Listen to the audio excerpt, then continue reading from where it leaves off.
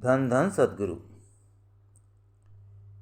प्रेम बराबर जोग ना, प्रेम बराबर ज्ञान, प्रेम भक्ति बिन साधिबो, सबही धोता ध्यान। किसी नगर में एक जुलाहा रहता था। स्वभाव का अच्छा था, मीठा बोलता, नाराज ना होता। लोग उसे संत कहा करते थे। एक बार कुछ शरारती लड़के उसकी परीक्षा लेने वहाँ पहुँचे। उनमें से एक बहुत धनी आदमी का लड़का था। उसे अपने पैसों पर बहुत घमंड था।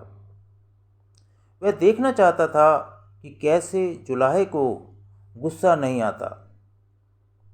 उन लड़कों को देखते ही जुलाहे ने बड़े प्यार से कहा, आओ बेटा, तुम लोगों को क्या चाहिए? सामने रखी साड़ियों में से एक की ओर इशारा करके एक लड़के ने कहा, मुझे वह साड़ी चाहिए।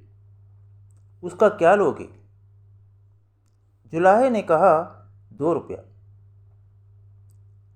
उस लड़के ने उस साड़ी को हाथ में लिया और उसके 2 टुकड़े कर डाले।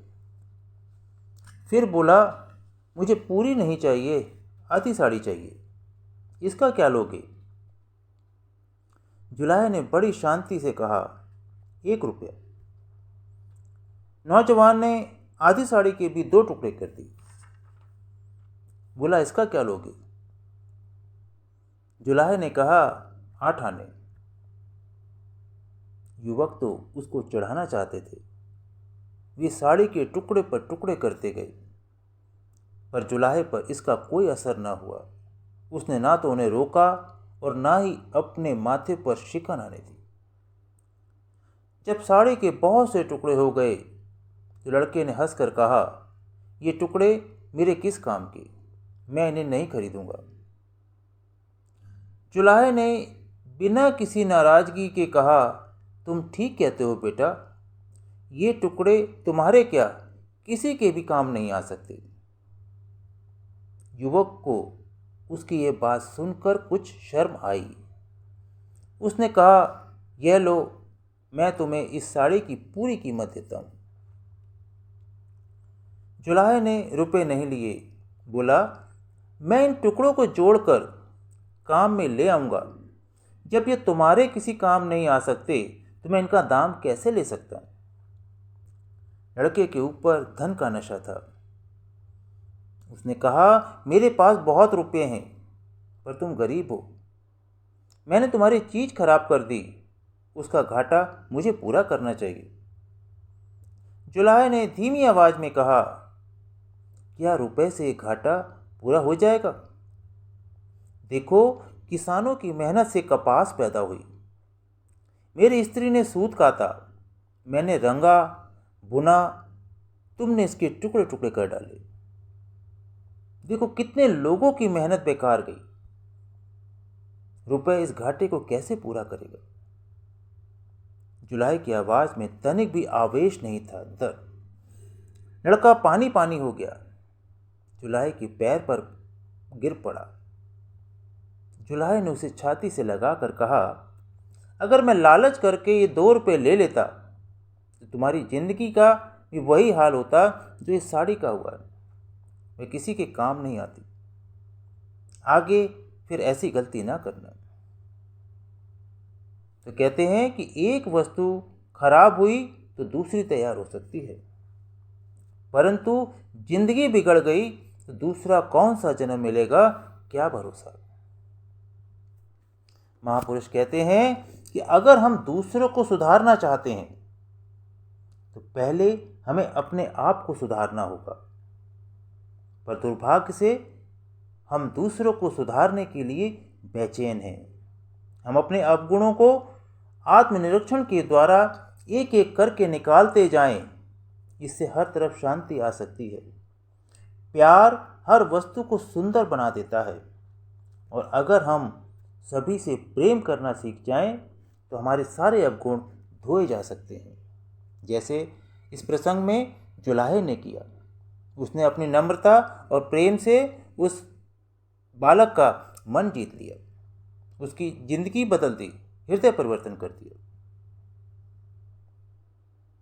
ऐसे ही एक जंगल में एक महात्मा एकांत में अपनी कुटिया में रहता था। वे क्षमा और शांति के गुणों के लिए मशहूर थे। एक बार दो आदमियों ने आपस में शर्त लगाई महात्मा को क्रोध दिलाने की। ये महात्मा की कुटिया पर गए और कहा, जरा गांजे की चिलम तो दीजिए। महात्मा ने कहा, भाई मैं गांजा नहीं पीता। उन्होंने फिर कहा, अच्छा तंबाकू तो लाओ। उत्तर मिला, मैंने तंबाकू भी कभी नहीं खाया। तब उन्होंने कहा, ढोंगी कहीं का बाबा बनकर जंगल में आकर बैठ गया है। इन दोनों के प्लान के हिसाब से अब गांव के और लोग भी इकट्ठा हो गए। उनको सुनाकर एक ने कहा, यह महात्मा पूरा ठग है, 4 बार तो जेल जा चुका है। दूसरा बोला, हाँ मैं भी साथ में था इसके जेल में। फिर भी महात्मा को चुप देखकर ये दोनों उसे और उसके माँ बाप तक को गाली देने लगे, नए नए इल्ज़ाम लगाते। काफ़ी देर बकते बकते उनका गाली का सारा भंडार खत्म हो गया। वे थक गए और चुप हो गए। महात्मा ने बड़े प्यार से चीनी का घोल बनाकर पानी ला करके उन्हें दिया। उनसे कहा कि आप थक गए हैं, इसे पी लीजिए। दोनों अब महात्मा के पांव पर गिर पड़े और माफ़ी मांगी। पूछा, महात्मा इतना व्यवहार करने पर भी आपको गुस्सा क्यों नहीं आया? हमने आपके साथ इतना बुरा व्यवहार किया। महात्मा बोले, जिसके पास जो माल होता है वही वह ग्राहक को दिखाता है, और यह तो ग्राहक की इच्छा है कि उसे ले या ना ले। तुमने अपना माल दिखाया पर मुझे पसंद नहीं था तो मैंने नहीं लिया। तो कहते हैं कि दूसरा आदमी गलती करता है और हम अपने अंदर क्रोध की आग जला लेते हैं, तो क्रोध करना अपने आप ही पतन का कारण है।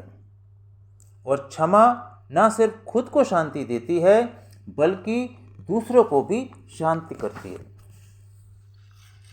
तो कबीर साहब जी कहते हैं, सीलवंत सबते बड़ा, सर्व रतन की खान, 3 लोक की संपदा, रही सील में आन। ज्ञानी ध्यानी संयमी, दाता सुर अनेक, जपिया तपिया बहुत हैं, सीलवंत कोई एक। बहुत बहुत शुक्रिया। धन सद्गुरु, धन सद्गुरु।